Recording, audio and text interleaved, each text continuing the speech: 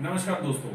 मैं एडवोकेट ब्रजेश लौरिया एक बार फिर से आपको अपने YouTube चैनल पे स्वागत करता हूं। दोस्तों, आज मैं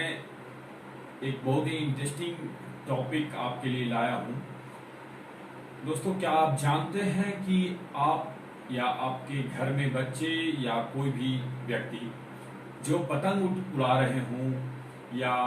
बैलून उड़ा रहे हों या फिर वैसे कोई भी मशीनरीज जो छोटे खिलौने होते हों या कोई भी उस तरह का सामान जो आसमान में उड़ने लायक खिलौने हो या कुछ और आर्टिकल हो, और वो पतंग बैलून या वो उस तरह की कोई मशीनरीज या कोई टॉयज वगैरह को उड़ा रहे हो, तो क्या आप जानते हैं कि वो कोई अपराध के लिए जो है वो अपराध का भागीदारी हो सकते हैं। किसी कोई अपराध उस दरमियान कोई अपराध उनसे हो सकता है। हाँ दोस्तों, मैं यही सब्जेक्ट आपके पास लेकर आया हूं। दोस्तों, एयरक्राफ्ट एक्ट, भारत में एक एक्ट है एयरक्राफ्ट एक्ट 1934, एयरक्राफ्ट एक्ट 1934। उसमें दोस्तों सेक्शन 2 सब सेक्शन 1 में एयरक्राफ्ट का डिफिनीशन दिया गया है। एयरक्राफ्ट एक्ट 1934 के सेक्शन 2 सब सेक्शन 1 में एयरक्राफ्ट का डिफिनीशन दिया गया है, जिसमें कि एयरक्राफ्ट को में बैलून या पतंग या फिर कोई भी तरह का मशीनरीज जो आसमान में उड़ सके, हवा में उड़ सके, या फिर कोई एयरशिप, तो आप जानते ही हैं जो हवाई जहाज हो गया, या फिर और भी जो हवा में उड़ने वाला कोई उस तरह का यंत्र हो गया, तो वो तो है। उसके साथ साथ जो बैलून है, पतंग है, या कोई भी मशीन हो गया, टॉय हो गया जो आसमान में उड़ता हो, तो वैसे सारी चीजों को एयरक्राफ्ट का डिफिनीशन में माना गया है under section 2 sub section 1 of the aircraft act 1934। दूसरा दोस्तों की उसी एक्ट के सेक्शन 11 में वैसे कोई भी एयरक्राफ्ट को उड़ाने से या हवा में उड़ाने से जो है, अच्छा दूसरा ये भी मैं बता दूं आपको दोस्तों कि सेक्शन 2 सब सेक्शन 1 में बैलून हो या जो पतंग हो, वो उस तरह के सारे बैलून्स या उस तरह के सारे पतंग या मशीनरीज को भी ऐड किया गया है जो फ्री हैं या फिर जो है आपका जो है फ्री नहीं है, कह सकते हैं। मतलब कहने का मतलब कि फ्री इन द सेंस कि जो हवा में उड़ने वाला हो, जिसका की कोई जो है धागे से बंधन ना हो, तो उस तरह को फ्री कह सकते हैं। और जो फिक्स है, मतलब जिसका धागा लगा हुआ हो, जैसे पतंग उड़ाते हैं तो एक तो हो गया कि पतंग कटने के बाद वो चला जाता है, और उसी तरह से बैलून होते हैं, कटने के बाद चला जाता है। कुछ होते हैं जो हम धागा उसका हाथ में पकड़े रहते हैं और वो उड़ता रहता है आसमान में। तो वो दोनों तरह के जो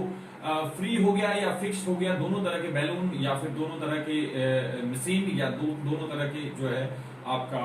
ये आपका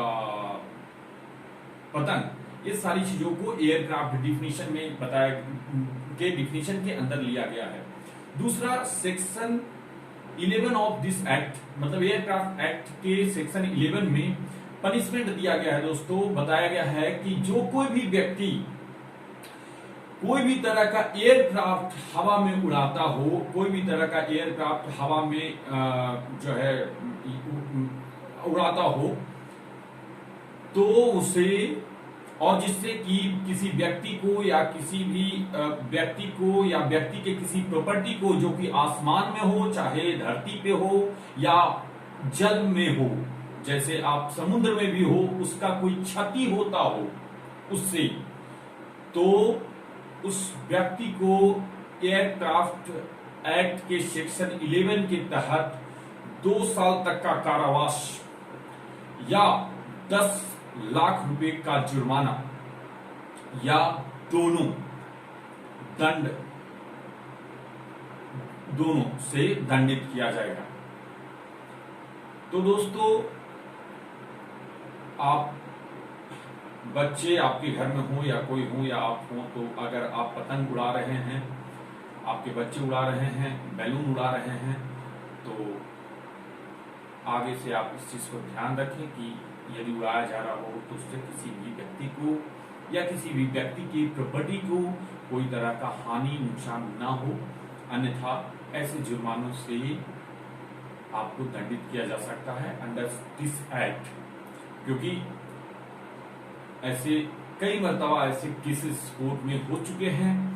जब पतंग उड़ाते टाइम पतंग के धागा से किसी के सर तक कट गए हैं दोस्तों, किसी के गर्दन कट गए हैं, किसी के शरीर के कोई और अंग कट गए हैं। क्योंकि आप जानते हैं कि पतंग के जो धागा होता है वो बहुत ही जो है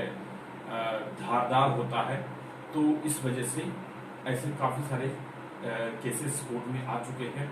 उसी तरह से बैलून्स के वजह से भी कई मरतबा कुछ न कुछ नुकसान हो गए हैं। कभी कभी दोस्तों आपका जो है उस तरह के बैलून जो आप जो है दीपावली में उड़ाते हैं, जिसमें कैंडल होता है, कोई दिया जलाते हैं और उसको बाद में जो है आसमान में उड़ाया जाता है, वापस वो बूझने के बाद जो है कहीं पे भी गिरने का डर रहता है दोस्तों। कभी कभार वो कुछ दूरी पे जाने के बाद ही वो बुझ जाता है और वापस वो नीचे की ओर आ जाता है, या कभी कभी वो काफी दूर तक जाता है बाद में आता है। तो यदि वो जल्दी गिर जाता है या फिर लेट भी गिरता है और यदि उसमें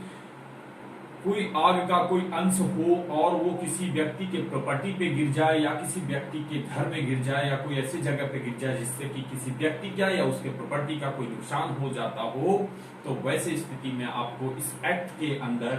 आपको दंड भोगना पड़ सकता है दोस्तों। तो आज के लिए इतना ही। अगले वीडियो में मैं फिर से इस लॉकडाउन के पीरियड में आपको लगातार कुछ न कुछ नए नए रोचक बातों के बारे में जानकारी देते रहूंगा, नए नए कानून के कुछ नए नए जानकारियां बताते रहूंगा। और इस वीडियो को देखने के लिए थैंक यू दोस्तों, धन्यवाद। अगर आपको ये वीडियो अच्छा लगता हो तो इसे आप शेयर करें, लाइक करें, सब्सक्राइब करें। और यदि कोई क्वेश्चन प्रश्न हो आपके मन में, यदि किसी अन्य विषय पे भी कोई भी तरह का जो है क्वेश्चन हो, सिविल क्रिमिनल कोई भी मैटर का केसेस हो,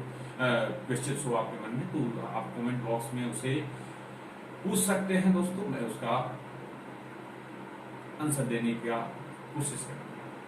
तब तक के लिए धन्यवाद।